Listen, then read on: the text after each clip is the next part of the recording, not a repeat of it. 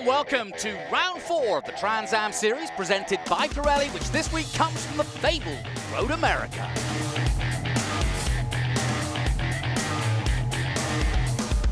Once again, a full field of Trans Am cars here as we focus first on TA2. Now, one of the newcomers to TA2 this year is making a name for himself. It's Nashville, Tennessee, Scott Borchetta in the Big Machine Vodka Chevrolet Camaro number 48. He knows, though, that this will be a big challenge. Well, this is the first time we've done a big race here at Road America. So again, the learning curve is super steep and a super fast track. So, you know, we've got some goals for qualifying. I'd like to be around top 15. That's, you know, if we can be in that group, that's really where I want to be right now. So yeah, this is my biggest challenge for sure.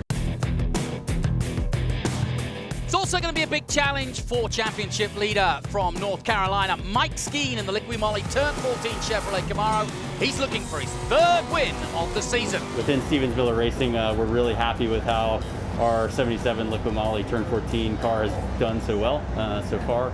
Obviously, you know, being out front, you always have that target on your back, so we feel that pressure, but it's still early in the year, still just trying to be consistent, you know, get good points, and, you know, of course, go for the win when we have the day, you know, the car on the day for it. In qualifying, Mike Skeen qualified in 3rd position behind Rafa Matos, who took a front row start, but it was Cameron Lawrence celebrating his 28th birthday in the three-dimensional services group Ford Mustang with a 212.207. who took the pole. You know, we got a lot of track time this weekend, which was good for us because we had a lot of work to do, but these guys have been working really hard all year long, so it's good to finally have it pay off and keep us up front for a qualifying session. Worked on our race pace, and we were pretty decent then, so I think we've only made the car better through the weekend, and hopefully we can keep it there. On to the race then as we go on board with Tyler Casera from 9th position. Of course, Tyler, a runner-up in the E-Championship, but now mixing it with the big boys in the real deal. Cross the line then, Cameron Lawrence on the inside, Skeen on the outside. In the run down to the right-hander, Rafa Matos missed the pre-grid and had to start at the back, but look at him go round the outside, making places very quickly indeed. Peterson making a good start, getting by Ty Gibbs right at the start, but sadly, drama for both the three-dimensional service group men, as out goes Cameron Lawrence, a tap from his teammate, and both cars out. Disaster for the pole man, in comes Lawrence, and it's game over for both the cars. Not a good day at Road America for three-dimensional services group. And another big incident, 4 cars involved in this one. Jim Gallagher, Scott Borchetta, Dudley Fleck, and Jet Nolan, all concertina into each other at turn 5. Out comes the safety car. The cars are cleared away and back to racing on board with Thomas Merrill at the restart. Merrill looking for positions, but it was Skeen who led from Mayer. Tyler Casera in 3rd position in the number 4. Sam Mayer, the young 17-year-old, putting a lot of pressure on Mike Skeen early on. Meanwhile, Matos had made it up to 4th place, gets past Casera, and then on the inside, past Mayer, and would lead on lap 14 ahead of Skeen. But then, once Matos got into the lead, there was big drama to come through the fastest part of the circuit. A dab on the brakes by Matos. Skeen hits the back of him, and that causes another concertina effect.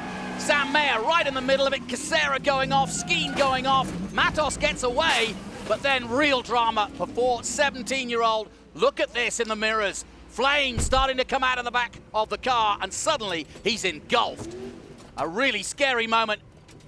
Luckily, the youngster is able to climb to safety very quickly, but that, of course, brought out the red flag.